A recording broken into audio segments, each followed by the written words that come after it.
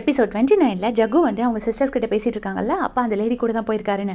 அந்த டைமில் அவங்க அம்மா கூட வந்துட்டு எந்த லேடி கூடடா அப்படின்னோடனே, அது அவங்க ஃப்ரெண்டோட அப்பாமா, நம்ம அப்பா இல்லை அப்படின்னு சொல்லிட்டு எல்லாருமா சேர்ந்து சமாளிச்சிடுறாங்க. அதுக்கப்புறமா எல்லாரும் மலரை கூப்பிட்டு வச்சுட்டு என்ன சொல்கிறாங்க அப்படின்னா, அம்மா நீ அப்பாவுக்கு வீடியோ கால் பண்ணு, உன்னோட ஃபோன்லேருந்து நீ வீடியோ கால் பண்ணு அப்படின்னு சொல்கிறாங்க. உடனே அவங்களும் வீடியோ கால் பண்ணுறாங்க. அங்கே பார்த்தீங்கன்னா எஸ்எஸ் வந்து கிரிஜாவோட இருக்காங்க. அப்போ வந்து என்ன மலர் நம்பர்லேருந்து வீடியோ கால் வருது அப்படின்னு சொல்லிட்டு அதை ரிசீவ் பண்ணாமல் அப்படியே விட்டுடுறாரு. உடனே இவங்கெல்லாம் அப்பா ரிசீவ் பண்ணல, உன் ஃபோன் கூட ரிசீவ் பண்ண முடியாத மாதிரி அவ்வளோ பிஸியாப்பா அப்படின்னு சொல்லி உங்களுக்குள்ளே பேசிக்கிறாங்க.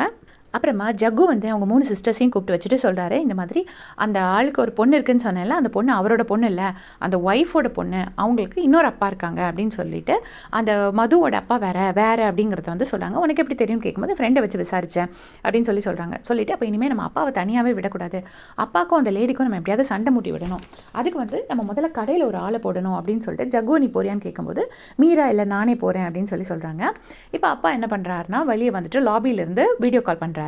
அப்போ மலர் வந்துட்டு எல்லா பொண்ணுங்களையும் கூப்பிட்டுட்டு இங்கே பாரு அப்பா வீடியோ கால் பண்ணுறாங்க பாருங்க அப்படின்னோடனே, என்னப்பா லாபியிலேருந்து பண்ணுறீங்க, இது ஹோட்டலோட பேர் என்ன, உங்கள் ரூம் எப்படி இருக்குது, இப்படி எல்லா பசங்களும் ஆளுக்கு ஒரு கொஸ்டினாக கேட்குறாங்க.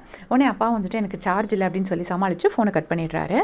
இப்போ மீரா கடைக்கு வந்துட்டாங்க, பொன்மலா டெக்ஸ்டைல்ஸ்க்கு வந்துட்டு நான் இனிமேல் இங்கே தான் இன்டர்ன்ஷிப் பண்ண போகிறேன் அப்படின்னு சொல்லிட்டு கேஷியர் கிட்ட என்ன சொல்கிறாங்கன்னா, அக்கௌண்ட்ஸ் ஃபைல்லாம் எடுத்துகிட்டு வாங்க அப்படிங்கிறாங்க. இங்கே வந்து சேல்ஸ் கேர்ள்ஸ் எல்லாம் வந்துட்டு ரீல்ஸ் எடுத்துகிட்டு இருக்காங்க. உடனே எல்லாரும் ரொம்ப ஃப்ரீயாக இருக்கீங்க போல இருக்குது, எந்த ஸ்டாக்கெல்லாம் விற்கலையோ அதெல்லாம் எடுத்துக்கொண்டு வந்து வாசல் ஒரு பெஞ்ச் போட்டு அதில் எல்லாத்தையுமே வைங்க, நம்ம இதெல்லாம் டிஸ்கவுண்ட் போட்டு சேல் பண்ண போகிறோம் அப்படின்னோடனே இந்த பொண்ணுங்களுக்குலாம் ரொம்ப கடுப்பாக இருக்குது, வேணும்னு வேலை வாங்குறாங்க போல இருக்குது, நம்மளெல்லாம் நம்ம ஃப்ரீயாக இருக்கோம்னு சொல்லிட்டுன்னு இவங்களுக்குள்ளே புலம்பிக்கிறாங்க.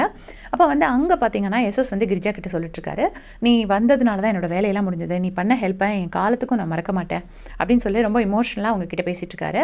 அப்போ வந்து கேஷியர் வந்து கால் பண்ணிவிட்டு இந்த பொண்ணு ரொம்ப தொந்தரவு பண்ணுறாங்க, இந்த மாதிரி வெளியில் ஸ்டாக்கை வைக்க சொல்கிறாங்க, ப்ளஸ் அக்கௌண்ட்ஸ் ஃபைல்லாம் கேட்குறாங்க, எல்லாம் பண்ணுறாங்க அப்படிங்கிறத வந்துட்டு கேஷியர் வந்து அவங்க அப்பா கிட்ட சொல்கிறாங்க.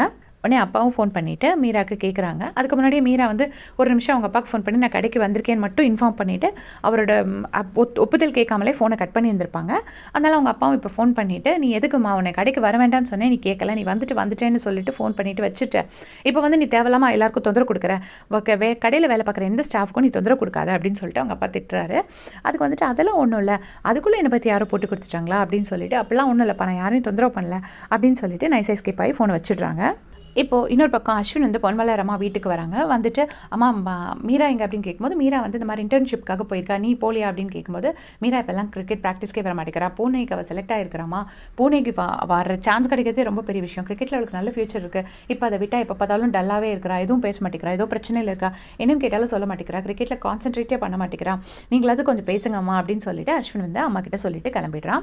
அதுக்கு அடுத்து இங்கே பார்த்தீங்கன்னா ஜெயஸ்ரீ வந்து தன்னோட ஃப்ரெண்ட் ஒருத்தர்கிட்ட சொல்லி, புழல் ஜெயிலில் மோகன் ஒருத்தர் இருக்காரு, அவரோட ஒய்ஃப் பேர் கிரிஜா, அவரை பற்றி எனக்கு ஃபுல்லாக விசாரிச்சு சொல்லணும் அப்படின்னு சொல்கிறாங்க. உனக்கு இவ்வளோ டீட்டெயில்ஸ் மட்டும் இருந்தால் நான் எப்படிடா கண்டுபிடிப்பேன் அப்படின்னு சொல்லி அவங்க ஃப்ரெண்டு கேட்குறாங்க. அதுக்கு வந்து ஜெயஸ்ரீ சொல்கிறாங்க, அதெல்லாம் எப்படியாச்சும் கண்டுபிடிச்சி சொல்லடா, ஏதாவது விசாரிச்சு நீ எனக்கு அவனை பற்றி ஃபுல் டீட்டெயில்ஸ் கொடு, அதுக்கப்புறமா நான் ஏன் கேட்குறேங்கிறத உங்ககிட்ட அப்புறமா சொல்கிறேன் அப்படின்னு சொல்லிடுறாங்க. அதுக்கப்புறம் இங்கே இன்னொரு பக்கம் சித்தார்த் வந்து ஹரிணியை கூப்பிட்டுட்டு நான் மலைக்கு போயிட்டு வந்தாச்சுன்னு சொல்லி சிப்ஸு அப்பம் அரவணை எல்லாம் கொடுக்குறாங்க.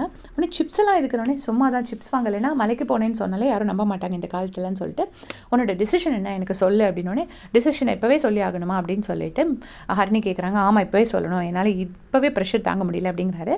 அதோட இந்த எபிசோடு முடிச்சிருக்காங்க. தேங்க்ஸ் ஃபார் வாட்சிங்.